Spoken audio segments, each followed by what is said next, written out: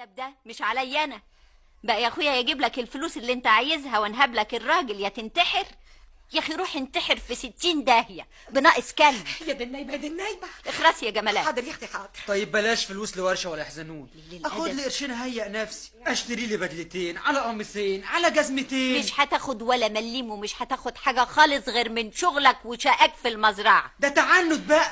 طب ودين النبي ما انا بقيت لكم الليله دي صح، وهعملك المسؤوليه واعمل لك فضيحه بجلاجل هنا.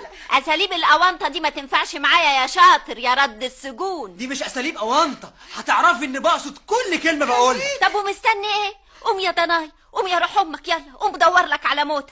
يا لهو بالي يا لهو بالي. اعلي يا ابني اهدى يا حبيبي. اسكتي يا جمالات وابعدي عنه. حاضر يا اختي. اسكتي. حاضر. يلا يا واد، يلا يا حبيبي. على فكرة دفعنا لعمة حضرتك العوايد زي العادة. برضه ما فيش حد فيهم اتصل؟ لا يا سعادة البيه. لا عمي ولا عمتي ولا راجية؟ لا يا فندم. معلش.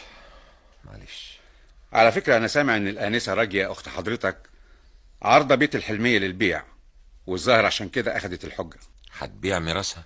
وسامع إنها هتبيعه بسعر رخيص جدا. أكيد اتجننت، ده البيت مستقبله خطير لأنه هيتفتح قصاده شارع 75 متر. ما هي مش عارفة كده. طب تسأل اللي يعرف. وضروري الشاري عارف الحكاية دي وبيستغل عدم معرفتها وعايز يخلص البيعة أوام. أكيد مجنونة. هي مسألة عند شوية. عند على نفسها نهايته. هعمل لها إيه؟ هي حرة. المهم حضرتك جاي المكتب امتى؟ أنا جاي بكرة ولا بعده بالكتير إن شاء الله. والله يا محمود بيه يستحسن بكرة. اهلا وسهلا يا محمود يا ابني. أهلا بيك يا عمتي.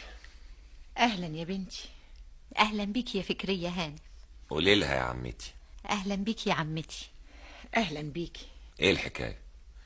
انتوا نسيتوا إنه ليكوا ابن اسمه محمود ولا إيه؟ ننساك ازاي يا محمود؟ يا ابني هو الدم عمره يبقى ميه؟ ما انا دايما بقول كده والله. طب كويس. امال فين راجي؟ في اوضتها، زمانها جايه حالا. ولا مش عايزة تيجي تقابلنا؟ لا ازاي؟ تلاقيها بتلبس ولا حاجه؟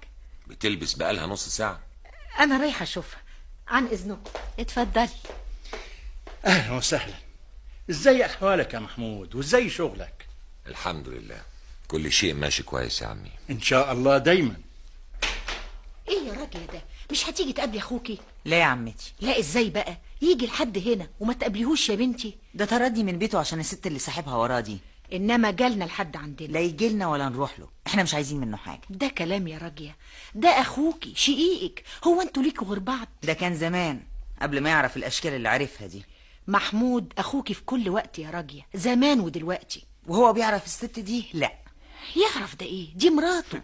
مراته